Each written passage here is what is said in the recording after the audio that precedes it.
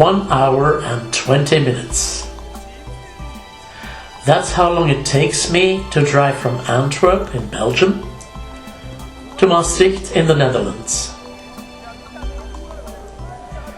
I parked my car underneath Vrijthof Square, well known as a venue for the concerts of André Rieu and his Johann Strauss Orchestra.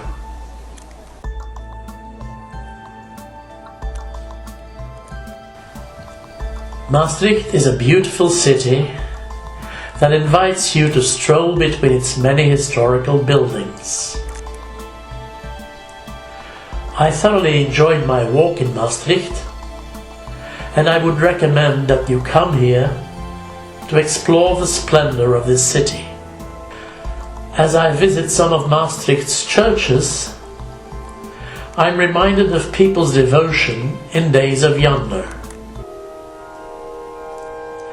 When I was a child, my parents used to take me to church every Sunday. In that church, there were 3 masses every Sunday, and for each mass, the church filled up to the extent that people arriving late had to stand up for lack of seats. Nowadays, there's only 1 mass every Sunday, and the church fills up to less than 1/4 of its capacity. The majority of churchgoers are 70 and above, and there is hardly any influx of new believers. Hence, 20 years from now, most of these majestic buildings will become redundant. Destroying such beautiful architecture would be a shame. So the only alternative would be to give them a new, non-religious life. Maastricht succeeded wonderfully in doing so, by converting the Dominican church to a bookstore.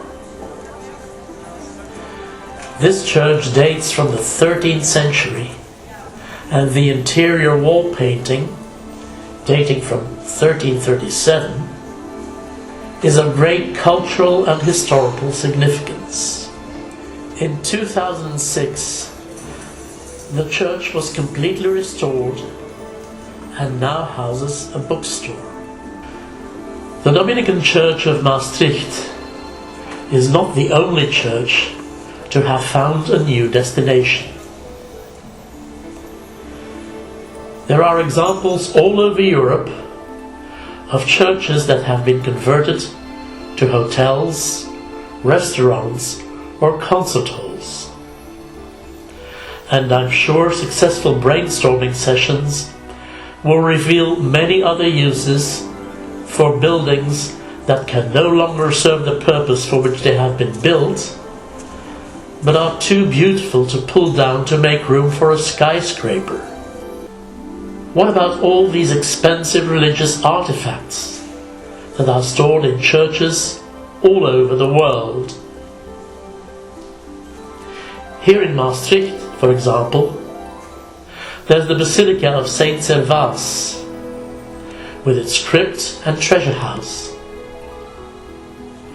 I cannot help but wonder what's going to happen to all this riches when a lack of parishioners forces church authorities to close down a vast number of churches.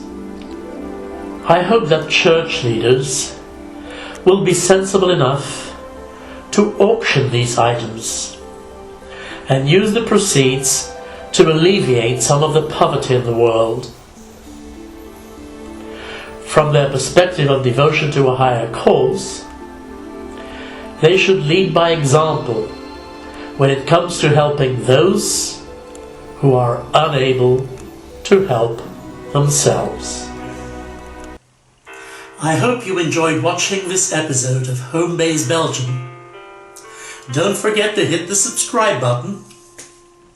My name is Paul. See you again next time.